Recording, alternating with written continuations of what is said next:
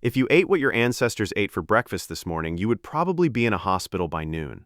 Raw organ meat left out overnight. Marrow cracked from bones sitting in the sun. Tubers pulled straight from the ground covered in soil bacteria. Fermented fruit that had been rotting for days. Your digestive system would treat most of that as a biological emergency. And yet your ancestors ate exactly that every single day for 2 million years without antibiotics, without refrigeration, and without any concept of germ theory. And they were fine. Not just surviving, growing bigger brains, building cultures, reproducing. Something about their biology handled what yours cannot. Let us start with stomach acid. A modern human stomach produces acid at a pH between 1.5 and 3.5. Researchers found that people with diets most resembling early humans have stomach acid more comparable to carrion-eating animals like vultures than to modern humans.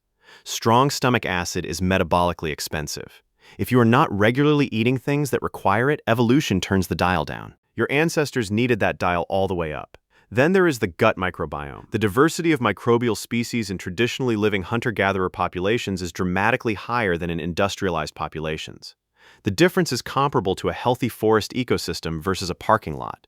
The ancient gut was a more complex, more resilient biological system. It encountered a wider variety of bacteria, fungi, and unknown compounds on a regular basis, and built its microbial community from constant exposure starting from birth. Now, here is the one that changes the picture most dramatically. Fire.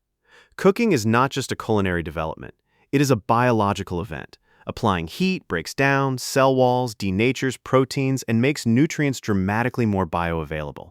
Richard Wrangham estimated cooking may have doubled the net caloric yield from food. And here is where it connects to something unexpected. Brain tissue is extraordinarily expensive to maintain. Your brain is 2% of your body weight, but consumes 20% of your total daily caloric energy.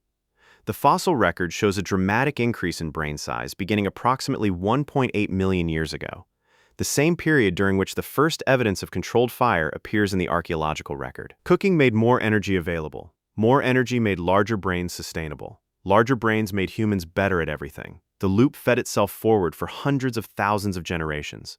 Before any of that, ancient humans were also using fermentation without knowing what it was. Fruit left too long ferments. Meat in certain conditions breaks down in ways that are not uniformly dangerous. Ancient humans had no concept of what was happening at a microbial level, but they had taste and smell and thousands of generations of accumulated knowledge about which transformed foods made them feel better. And fermented foods do something specific. The acidic environment of fermentation is actively hostile to many bacteria that cause food poisoning. An ancient human eating naturally fermented food was in many cases eating something safer than the fresh version. Then there are parasites. The honest answer is that ancient humans carried them routinely. The archaeological evidence is quite clear. Intestinal worms and protozoan infections were a normal feature of ancient biology, not a disease state, a baseline condition. The ancient immune system did not eliminate these organisms. It learned to tolerate them.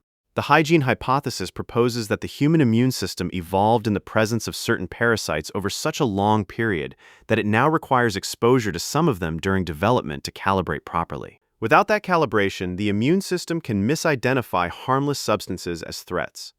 The dramatic rise in allergies and autoimmune conditions in industrialized populations correlates uncomfortably well with the reduction in parasite exposure that came with modern sanitation. The ancient immune system was not weaker than yours. It was differently calibrated. For a world full of parasites, fermented meat and soil bacteria, rather than processed food, sterile surfaces, and hand sanitizer. The modern human digestive system is not a degraded version of the ancient one. It is a different tool built for a different world. Agriculture arrived 10,000 years ago.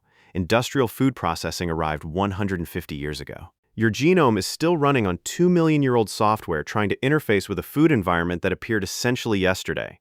The mismatch is real. It just does not mean you should eat raw meat. It means the body you are living in was built for a world that no longer exists. And the distance between that world and this one is written somewhere in your gut every single day.